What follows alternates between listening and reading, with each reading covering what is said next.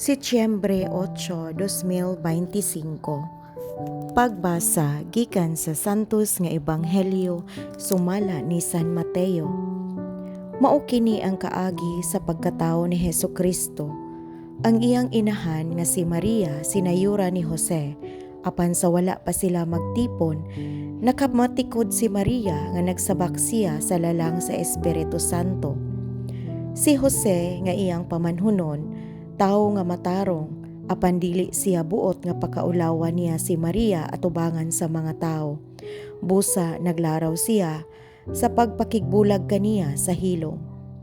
Samtang naghuna-huna siya niini, mipakita kaniya ang usa ka anghel sa Ginoo pinaagi sa damgo ug miingon, "Jose, kaliwat ni David, ayaw kahadlok sa pagpangasawa kang Maria, kay ang iyang gisabak lalang sa Espiritu Santo.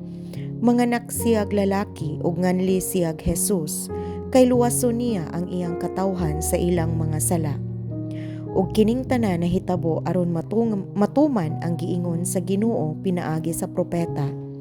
Ang usa ka babaeng ulay magmabdos ug muanak og lalaki, ug nganlan siyag Emmanuel, nga sa ato pa ang Dios ania uban kanato."